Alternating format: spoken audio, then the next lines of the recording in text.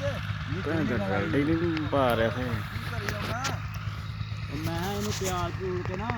spray ਮਾਰ ਕੇ ਫਿਰ ਦਿਆਂਗੇ ਛਾਣਾ ਨਾ ਯਾਰ ਹੁਣ ਤੇ ਪਾਣੀ ਦਿੱਤਾ ਨਾ ਨਾ ਹਲੜੀ ਖਾਦ ਕਿਹੜੀ ਖੁਰ ਗਈ ਹੈ ਸੁੱਕਾ ਬੱਤਰ ਭੁੱਖਾ ਕੰਮ ਨਾ ਕਰ ਸਹੀ ਗੱਲ ਕਰੀ ਉਹ ਨਹੀਂ ਤੈਨੂੰ ਨਹੀਂ ਪਤਾ ਭਰਾਵਾ ਕੀ ਬਣਾਈ ਜਾਣਾ ਤੇਰੀ ਮਿਹਰਬਾਨੀ ਟਾਲਾ ਕਰ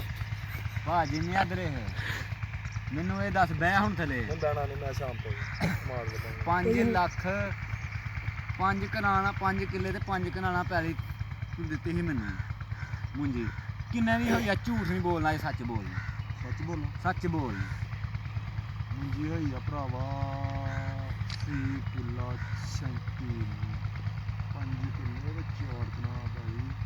ਨਾ 5 ਕਿੱਲੇ 5 ਕਨਾਲ ਪੈਲੀ ਅਮਨਾ ਮਾਨ ਦਾਣੇ ਤੁੱਲੇ ਨੇ 37 ਮਣ ਉਸ ਪਾਈ ਐ ਇਹਨਾਂ ਦੇ ਕਿੰਨੇ ਟੋਟਲ ਕਿੰਨੇ ਮਣ ਹੋਏ ਨਹੀਂ ਬਣਾ ਲੈ ਯਾਰ ਟੋਟਲ ਬਣਾ ਲੈ ਭਰਾਵਾ ਤੂੰ 37 ਮਣ ਨਿਕਲੀ ਹੈ 20 ਕਿੱਲਾ 30 ਕਿੱਲਾ 37 ਮਣ ਮੈਂ ਆ ਇੱਧਰ ਪਤਾ ਕੀ ਖਾਣ ਵਾਲੀ ਮੁੰਜੀ ਰੱਖ ਲਈ ਚੱਗੇ ਆ ਅੱਛਾ ਇਹ ਵਾਲੀ ਪਈਆਂ ਹੁਣ ਕਣੀਆਂ ਗੱਲ ਤੈਨੂੰ ਮੈਂ ਸਾਰੀ ਦੱਸਣਾ ਮੁੰਜੀ 32 33 ਮਣ ਕਿੱਲਾ ਨਿਕਲਣਾ ਸੀ 30 ਮਣ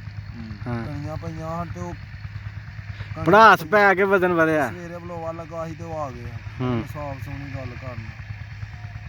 ਕੱਜੇ ਹਾਂ ਕੱਜੇ ਕੁੱਜੇ ਕੋਈ ਨਹੀਂ ਉਹ ਭਰਾਵਾ ਕੀ ਕਰੀ ਜਾਂਦਾ 185 ਮਣ ਤੇ ਸਮਝ 200 ਤੋਂ ਉੱਤੇ ਨਿਕਲੀ ਤੇਰੀ ਆ 5